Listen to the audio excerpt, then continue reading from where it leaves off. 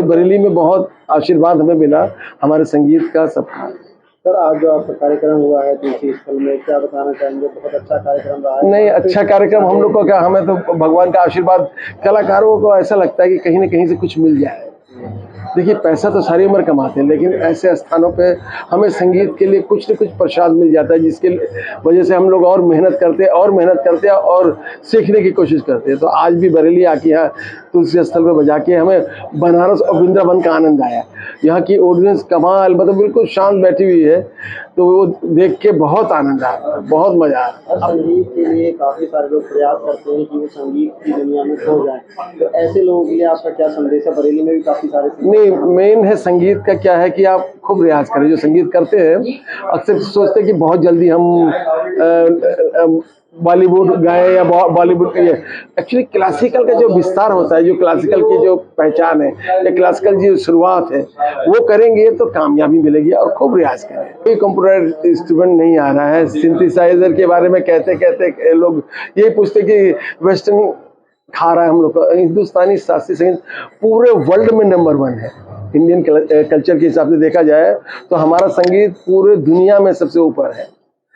हमारा फोक पूरी दुनिया में ऊपर है। हमारे हर जगह, अब बरेली जैसे छोटे से शहर में अगर हम देखेंगे तो कम से कम जैसे बोली होता है, चेंज होता है ना, हर गांव में अलग अलग, उसी तरह संगीत भी चेंज होता है। तो बहुत सारी वैरायटी हमारे हिंदुस्तान में है।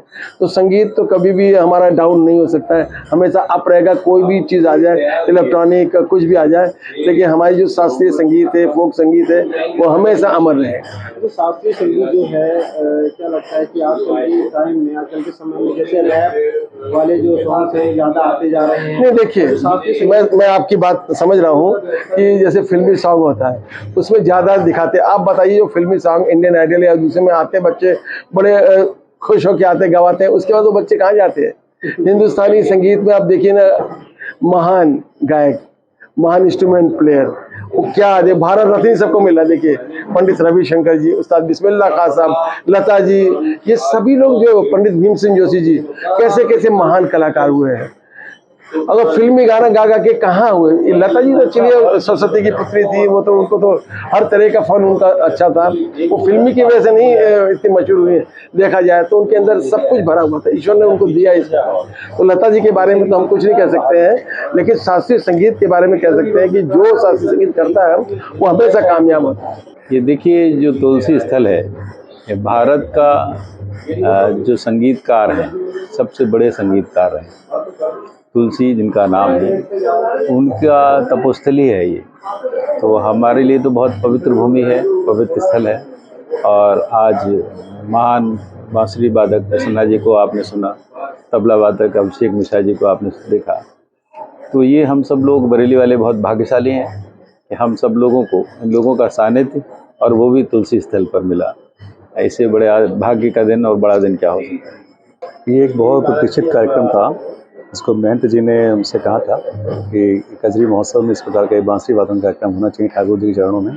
तो बस जो प्रसन्ना जी हैं वो मेरे बच्चे के गुरु जी भी हैं, मेरा बेटा संगीत सीखता है। और उसी क्रम में मैंने प्रसन्ना से आग्रह किया कि आप आइए, तो गुरु जी ने मेरे बच्चे को भी अपने स्टेज पे स्थान दिया और ये बहुत ही सुंदर कार्यक्रम, भव्य कार्यक्रम की संपन्नता है। कार्यक्रम जो है यादगार, हाँ, ये कार्यक्रम अत्यंत यादगार रहा, बहुत यादगार रहा। और आगे भविष्य में पंडित जी यहाँ पर आते रहेंगे। उन्होंने हमसे प्रॉमिस किया है, वादा किया है कि भविष्य में जब भी कभी इनको याद करेंगे तो यहाँ जरूर आएंगे। देखिए, सावन का महीना चल रहा है और ठाकुर जी का इस स्थान पर झूलनो उत्सव बहुत ही धूमधाम से वर्षों से मनाया जाता रहा है। हमने इस उत्सव को कई रूप में बदला है। इसको झूलन उत्सव के साथ साथ मल्हार उत्सव, कजरी उत्सव के रूप में भी मनाते हैं। इस उपलक्ष्य में लगभग 15 दिनों से देश विदेश के बहुत बड़े बड़े कलाकार, शास्त्रीय संगीत के जानकार लोग यहाँ पर आके ठाकुर जी के चरणों में प्रस्तुति दे रहे थे। इसी क्रम में आज विश्व प्रसिद्ध बांसुरी वादक और विश्व प्रसिद्ध तबला वादक श्री राजेंद्र प्रसन्ना जी और श्री अभिषेक मिश्र जी पूरे अपने परिकर के साथ में ठाकुर जी के प्रांगण में उपस्थित रहे और ठाकुर जी को रिझाया खूब और बहुत ही सुंदर प्रस्तुति की, बहुत ही सुंदर शास्त्रीय संगीत का गायन किया, वादन किया। इसके लिए हम सब लोगों का सामूहिक प्रयास रहा, विशेष रूप से संजीव पाराशरी जी और उनके बेटे ने सम्यक पाराशरी जी ने भी उनके साथ में बहुत अच्छी बांसुरी बजाई। मैं सभी लोगों का बहुत बहुत धन्यवाद करता हूं और यहाँ पर सब लोगों से कहता हूं, इस तरह के कार्यक्रम, इस तरह का जो हमारा पुरातन शास्त्रीय संगीत है वो आज भी इन बड़े बड़े महापुरुषों के द्वारा संरक्षित किया जा रहा है। तो इन लोगों को सम्मान मिलना चाहिए और इनको जैसा इनकी हुनर है, जैसे इनके अंदर शक्ति है इसका विधा की, उसके अनुसार इनके लिए कार्यक्रम हम लोगों को कराते रहना चाहिए। तुलसी मठ जो है वो इसके लिए कृत संकल्प है कि ऐसे कार्यक्रमों को आगे भी कराता रहेगा और इस तरह के शास्त्रीय संगीत और शास्त्रीय जितने भी विधाएं हैं उनको प्रोत्साहित करने के लिए हमारा मठ हमेशा अग्रसर रहेगा। हाँ जी, एक बात और पूछना चाहेंगे कि आज जो कार्यक्रम हो भक्तों में किस प्रकार का उत्साह देखते हैं?